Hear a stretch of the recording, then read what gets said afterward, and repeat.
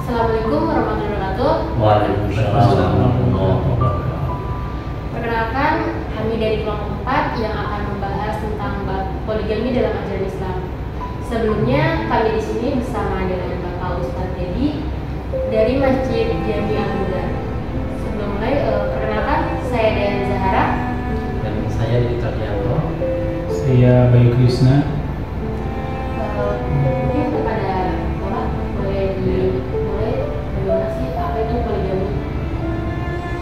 Poligami ialah salah satu daripada keadaan. Kenapa harus berpoligami? Di sini katakan ingin memiliki anak laki-laki.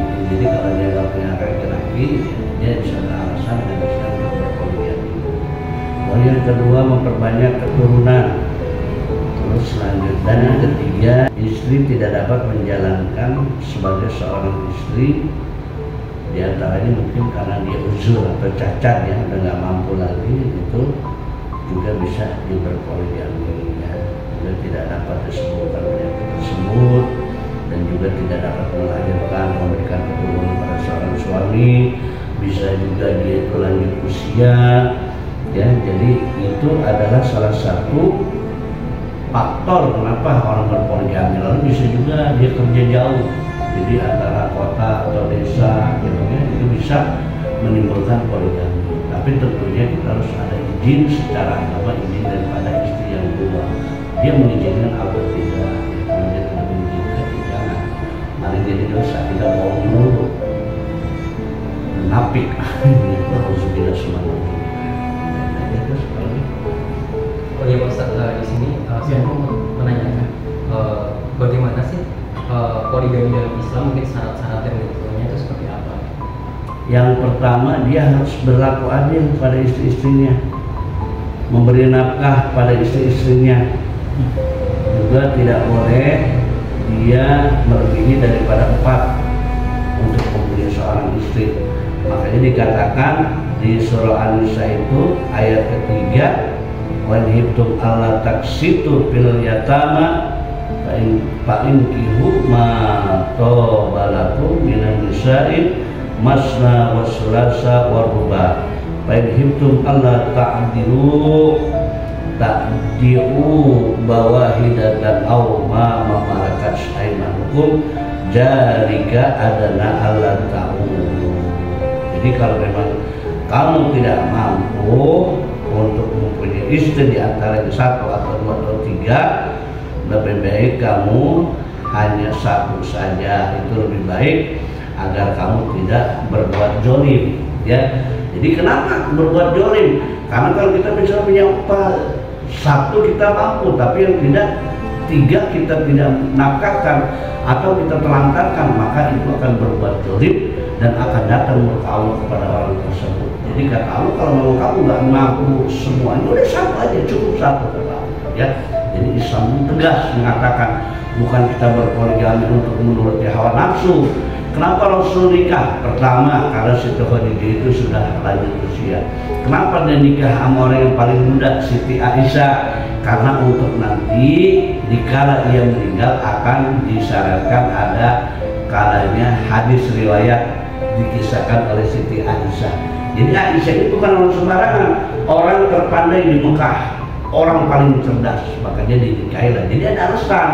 Makanya orang-orang Muslim mengatakan kalau Nabi itu ya doyan kawin dan sebagainya, itu salah. Kalau Nabi nikahnya karena Allah Subhanahu wa Ta'ala dan benar-benar diketahui Allah sebagai seorang suami. Ustaz, lanjut pertanyaannya, bagaimana sih seorang suami mengatur keadilan dalam poligami? Dan apa konsekuensi apabila seorang suami tidak mampu berlaku adil? Jadi kalau memang dia tidak berlaku adil, ya, terhadap istri-istrinya, tidak bisa adil, yang dikatakan tadi, dia cukup dengan 1 saja, tidak melebihi daripada apa yang sudah ketentuan dari Allah Subhanahu wa Ta'ala. Dikatakan dia itu tidak adil. Kalau kamu tidak mampu dengan istri-istrimu, lebih kamu 1 saja. Jadi adil ini benar-benar diterapkan oleh agama kita. Kenapa? Karena adil itu cukup dia untuk makan, papannya dan lain sebagainya. Jadi bukan nikah kalau begitu saja ditelantarkan, malah akan menjadi dosa dan juga akan mendapatkan azab dari Allah, menimbulkan kezaliman, menimbulkan juga dosa kepada Allah Subhanahu wa taala karena telah mentelantarkan juga menyusahkan orang lain di antaranya istrinya ini. Jadi harus adil benar-benar. Kita lihat daripada Kiai almarhum Maghfirullah Arifin Ilham itu isinya 3 kalau 4, tapi dia mampu karena dia ngerti agama ya, karena dia tahu. Tapi kalau orang-orang banyak di luar sana yang meninggalkan istrinya, anak terlantar, ini kan menjadi jolim dan akan mendatangkan azab daripada Allah Subhanahu wa taala. Ini dari urusan ya. Kan untuk laki itu boleh untuk poligami, sedangkan wanita itu tidak boleh. Itu kenapa? Jadi Allah memberikan seorang laki-laki, Nabi Adam itu pertama kenapa sebagai khalifah, pemimpin. Bahkan sholat itu dipimpin oleh wanita, kalau ada laki-lakinya tidak sah. Makanya kenapa diberikan kepada laki-laki untuk bisa berpoligami? Karena dia pemimpin.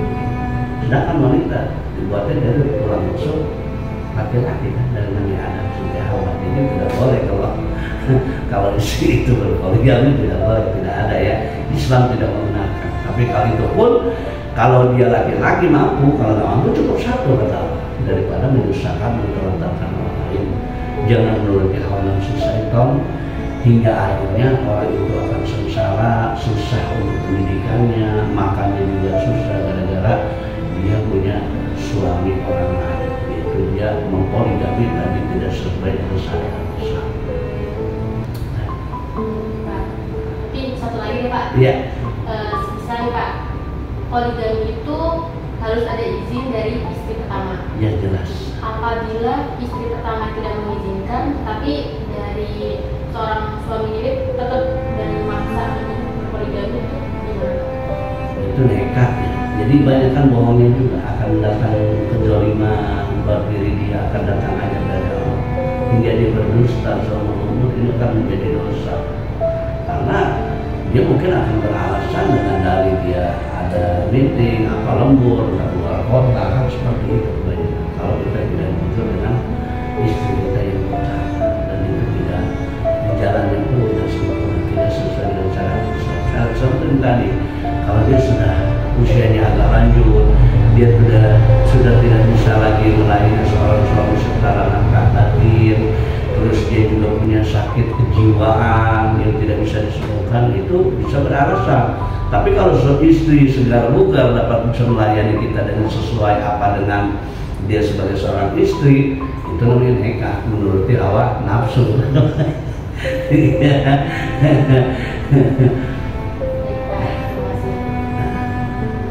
Mungkin cukup sekian dari kami. Assalamualaikum warahmatullahi wabarakatuh. Waalaikumsalam warahmatullahi wabarakatuh.